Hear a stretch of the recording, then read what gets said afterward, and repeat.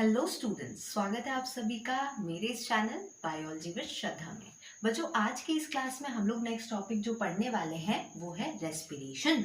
Respiration के बारे में आज हम लोग जानेंगे और देखेंगे कि रेस्पिरेशन क्या होता है। आपने बच्चों लोअर क्लासेस में क्या पढ़ा है? रेस्पिरेशन का मतलब कि आपके बॉडी में ऑक्सीजन का जाना, है ना। लेकिन हम थोड़ा सा इसको अपग्रेडेड लेवल पर अगर पढ़ें, 10th लेवल पर आकर पढ़ें, तो रेस्पिरेशन का मतलब है कि आपके खाने का और ब्रेक होना। अब आप बोलेंगे मैम वो तो हो चुका है, खाना जो कॉम्प्लेक्स फूड हमने खाया था वो तो सिंपल फूड में ऑलरेडी कन्वर्ट हो चुका है और वो हमने पढ़ लिया था बच्चों डाइजेशन टॉपिक में ही। तो आप बोलेंगे खाना तो वहीं टूट गया। तो बच्चों वहां पे सिंपली हुआ क्या है ना कि जो आपने कॉम्प्लेक्स खाना खाया था वो बस सिंपल फूड में टूटा है, अभी तक उसका यूज नहीं हुआ है। यूज कैसे होगा? जब खाना एनर्जी देने लगे तब आप समझ जाइए कि हाँ, खाना जो है वो यूज हो रहा है बॉडी में। तो अभी तक हमने ये जाना था डाइजेशन में कि विलाई नाम के कुछ स्ट्रक्चर्स होते हैं जो कि हमारे स्टमक में और इंटेस्टाइन में पाए जाते हैं। क्या करते हैं ये विलाई? जो भी सिंपल फूड है उसको एब्जॉर्ब करते हैं और एब्जॉर्ब करके कहाँ पहुंचाते हैं बच्चों? विलाई जो है ये खाना कहाँ पहुंचाता है? ब्लड में पहुंचाता है। अब खाने में जो हमारा सिंपल फूड था वो क्या था, उसे हम देख लेते हैं। तब हम आसानी से समझेंगे कि ये जो रेस्पिरेशन है ये किस तरह से आप खाने को ऐसे तोड़ेगा कि इससे अब एनर्जी मिले। ठीक, और उस रेस्पिरेशन में ये इस्तेमाल करने वाला है ऑक्सीजन का, यानी कि O2, है कि नहीं। इसमें यहाँ पे अब हम लोग देख लेते हैं। तो इसमें हम जानते हैं बच्चों, सबसे पहले देख लेते हैं कि जो डाइजेशन के एंड प्रोडक्ट थे वो क्या थे। तो हम ये सब जान चुके हैं बच्चों कि प्रोटीन्स जो थे उनसे टूटा, तो हमें यहाँ पे मिला था एमिनो एसिड्स। अब इसमें अलग अलग तरह के एंजाइम्स वर्क किए थे, वो था पेप्सिन, ट्रिप्सिन, वो सब हमने डाइजेशन टॉपिक में देख लिया। अगर आपने उसे जाके नहीं देखा है तो पहले जाके उसे देख लीजिएगा, ऑलरेडी वो वीडियोज में अवेलेबल है। दूसरा था यहाँ पे कार्बोहाइड्रेट्स। तो कार्बोहाइड्रेट सबसे सिंपल शुगर कौन सा होता है? तो हम सब जानते हैं ग्लूकोज होता है। तो कार्बोहाइड्रेट्स जो था, सी से मैंने इधर लिख दिया, समझ जाइएगा। कार्बोहाइड्रेट्स जो है वो टूटा तो वो ग्लूकोज बना। और साथ में हमने लास्ट में देखा था फैट्स। फैट्स जब टूटे थे तो ये क्या बने? फैट्स टूटे तो वो फैटी एसिड्स बने और साथ में ग्लिसरॉल बना, है कि नहीं। ये हमने देखा था। तो यही सिंपल फूड में से हम उठाने वाले हैं ये वाला सिंपल फूड। और ये सबका फूड, ये सारा फूड किस में है बच्चों? ऑलरेडी ब्लड में है। ठीक, अब हम यहाँ पे क्या कर रहे हैं? रेस्पिरेशन कर रहे हैं। तो रेस्पिरेशन कर रहे हैं तो हमारे नॉस्ट्रल से जो भी ऑक्सीजन अंदर जा रहा है वो लंग्स तक जाता है। अब लंग्स में हम जानते हैं कि वहां से जो भी ऑक्सीजन है वो हमारे ब्लड में जाता है। तो अगेन हम यहाँ देख रहे हैं कि एक तो ऑलरेडी ब्लड में रेस्पिरेशन की मदद से जो भी ऑक्सीजन है वो भी ब्लड में पहुंच गया है, और डाइजेशन की मदद से जो भी खाना था, सिंपल फूड जो था, वो भी ब्लड में पहुंच गया है। तो हम ये कह सकते हैं कि अब हमारे पास ब्लड में दो चीजें हैं। एक तो वो सिंपल फूड जो कि इधर बना है डाइजेशन की मदद से, और दूसरा है ये ऑक्सीजन जो कि रेस्पिरेशन से आया है। अब यहाँ पे क्या होगा? इन दोनों का रिएक्शन होगा और इसी रिएक्शन की मदद से एनर्जी प्रोड्यूस होती है, और इसी को हम लोग शॉर्ट में रेस्पिरेशन कहते हैं। कि ऑक्सीजन का इनटेक करके ग्लूकोज जैसे सिंपल प्रोडक्ट को तोड़ना और उससे एनर्जी का रिलीज होना कहलाता है रेस्पिरेशन। आई होप अब एक डेफिनेशन आपको क्लियर हो गई होगी कि एक्चुअल में रेस्पिरेशन होता क्या है। अब जानते हैं बच्चों कि ये जो पूरा रेस्पिरेशन है ये कैसे होता है, मतलब अब ये जो ग्लूकोज है ये कैसे टूटेगा। तो सबसे पहले अगर आप देखेंगे तो जो ग्लूकोज होता है ये टूटकर पाइरुवेट बनता है। क्या बनता है? पाइरुवेट बनता है, या तो इसी को हम लोग दूसरे शब्दों में पाइरुविक एसिड कहते हैं। क्या कहते हैं? Pyruvic acid. ठीक, तो ग्लूकोज जो कि हम सब फॉर्मूला जानते हैं ग्लूकोज का, क्या होता है बच्चों? फॉर्मूला C6H12O6, ये फॉर्मूला होता है ग्लूकोज का। तो जो भी ग्लूकोज है जब वो टूटेगा तो वो जब ये पहला प्रोडक्ट देता है, अभी देखिए फाइनल प्रोडक्ट नहीं है ये, ठीक है। तो ग्लूकोज जब भी टूट रहा है तो वो जब पाइरुवेट दे रहा है तो ये पाइरुवेट जो होता है या पाइरुविक एसिड जो होता है ये 3 कार्बन का कंपाउंड होता है। मतलब अगर मैं कहूँ ग्लूकोज जो है वो 6 कार्बन का मिलकर बनना है तो पाइरुवेट या पाइरुविक एसिड सिर्फ 3 कार्बन से मिलकर बनता है। ठीक, अब आगे इसका तोड़, ये किस हिसाब से आगे अब टूटेगा वो डिसाइड करेगा कि रेस्पिरेशन किस टाइप का है। जी बिल्कुल सही सुना आपने। हम अब जानेंगे कि रेस्पिरेशन कितने टाइप्स के होते हैं, ठीक। और हम ये इसी बेसिस पे जानेंगे जब देखेंगे हम कि ये पायरुवेट एसिड टूट कर क्या देगा, ठीक। और वही डिसाइड करेगा कि रेस्पिरेशन किस तरह का हो रहा है।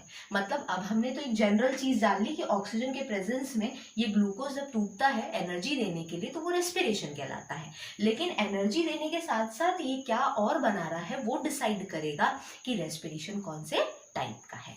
तो आइए आगे देखते हैं। तो रेस्पिरेशन बच्चों, सबसे पहले हम लोग अगर एक सिंपल रेस्पिरेशन की बात करें तो नॉर्मली इस प्रोसेस में होता क्या है कि ये ग्लूकोज से जो पाइरुवेट बना, ये सबसे पहले टाइप में अगर बात करें तो ये ऑक्सीजन यहाँ पे पूरी तरह से प्रेजेंट होता है और यहाँ ऑक्सीजन की पर्याप्त मात्रा में ये जो पाइरुवेट या पाइरुविक एसिड है ये कन्वर्ट होके बनाता है CO2, साथ में ये प्रोड्यूस करता है वाटर और साथ में प्रोड्यूस करता है ये एनर्जी, जिसको हम लोग किस फॉर्म में जानते हैं, ATP के फॉर्म में जानते हैं, जिसे हम कहते हैं एडिनोसिन ट्राइफॉस्फेट।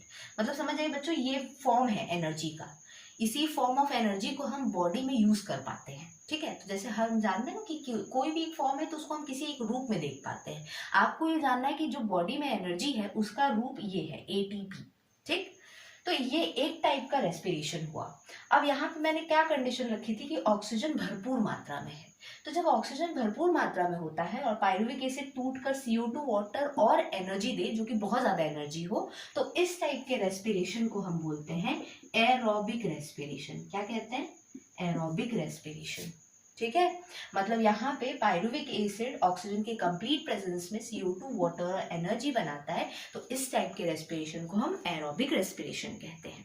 अब आते हैं सेकेंड टाइप में। अब यहाँ क्या होगा भाई, देखिए ये जो ग्लूकोज से पाइरुवेट बनने की प्रोसेस है ना, ये सारे टाइप के रेस्पिरेशन में होगी, बट रेस्पिरेशन का टाइप डिसाइड होगा पाइरुवेट से आगे बन क्या रहा है। तो अब हम लोग सेकेंड टाइप देखते हैं जिसमें पाइरुवेट जो है वो टूट रहा है लेकिन ऑक्सीजन की कमी में, या हम दूसरे शब्दों में कहें तो ऑक्सीजन के लैक में बन रहा है, ऑक्सीजन की कमी है यहाँ पे।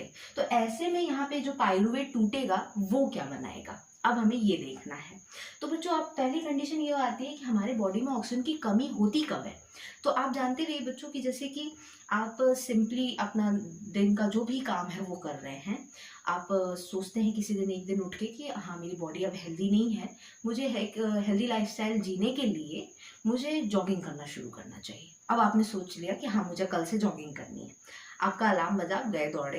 अब आप दौड़ रहे हैं जब, तो ऐसे में क्या होता है, आपकी जो सांसें हैं वो तेजी से चलती है। तो सांसें तेजी से क्यों चलती है, क्योंकि आपकी बॉडी को उतना ऑक्सीजन नहीं मिल रहा है ग्लूकोज तोड़ने के लिए जितना उसको मिलना चाहिए। तो ऐसे में क्या होता है, आप तेजी से सांस लेते हैं जिससे आपकी बॉडी को ऑक्सीजन मिले। मतलब उस कंडीशन में बॉडी में ऑक्सीजन की कमी हुई है, तभी ना ब्रीदिंग रेट ज्यादा हो गई। तो यही चीज यहाँ होती है।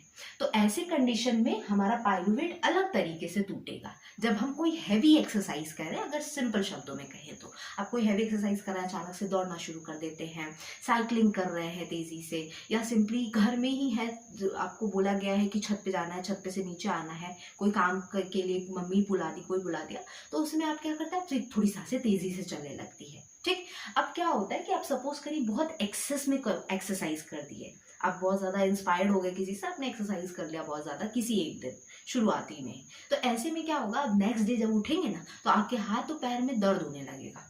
तो ऐसा क्यों होता है, क्योंकि पाइरुवेट या पाइरुविक एसिड जब ऑक्सीजन के कमी के अंदर, देखिए एब्सेंट नहीं है यहाँ ऑक्सीजन, इससे इसको कंफ्यूज नहीं करेंगे, ऑक्सीजन सिर्फ यहाँ कम मात्रा में है, ऐसा नहीं है कि ऑक्सीजन है ही नहीं। तो ऑक्सीजन की कमी होने पे ये पाइरुविक एसिड एक प्रोडक्ट बनाता है और इसे हम कहते हैं लैक्टिक एसिड, और लैक्टिक एसिड के साथ साथ एनर्जी प्रोड्यूस होती है।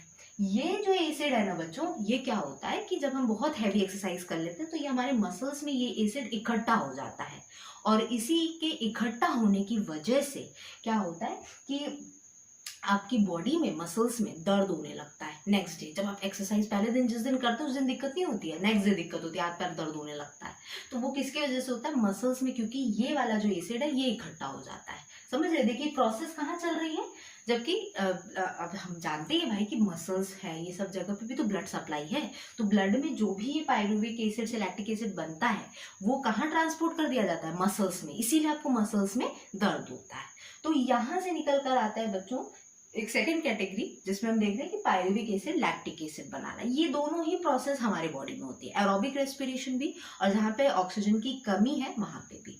अब आते हैं तीसरे और आखिरी टाइप ऑफ रेस्पिरेशन पे, जिसमें पायरुविक एसिड यहाँ पे टूट रहा है पूरी तरह से ऑक्सीजन के एब्सेंस में। यहाँ पे ऑक्सीजन है ही नहीं, एब्सेंट है यहाँ ऑक्सीजन। तो क्या ये हमारे बॉडी में पॉसिबल है? बिल्कुल नहीं है। अगर हमारे बॉडी में ऑक्सीजन ना हो तो अब तो हम ऊपर चल बसेंगे, है कि नहीं? तो ऐसे में क्या होता है कि जो पायरुविक एसिड है वो हमारे बॉडी में ऑक्सीजन के एब्सेंस में तो काम कर ही नहीं सकता, तो ये किसी और बॉडी में काम करेगा, मतलब ह्यूमन बॉडी तो नहीं है। तो बच्चों ये ज्यादातर आपको ना ईस्ट सेल्स में देखने को मिलता है। किसमें होता है? ईस्ट सेल्स में। ईस्ट क्या है बच्चों? एक तरह का फंगस होता है, ठीक है। तो उनकी बॉडी में जो पायरुविक एसिड है, ग्लूकोज उनकी भी बॉडी में होता है, ये ग्लूकोज जब टूटेगा तो पायरुविक एसिड बनता है।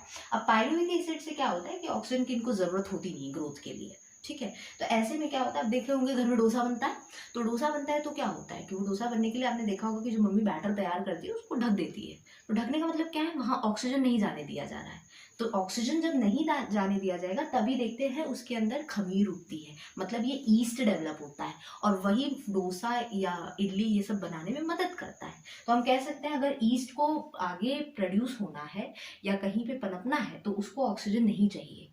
तब ऐसे में यहाँ पे क्या होता है कि पायरुविक एसिड जो है वो ऑक्सीजन के एब्सेंस में क्या बनाता है बच्चों? तो ये कुछ अलग प्रोडक्ट बनाता है। ये होता है इथेनॉल, साथ में CO2 और साथ में एनर्जी। तो कुछ इस तरह से प्रोसेस चलती है।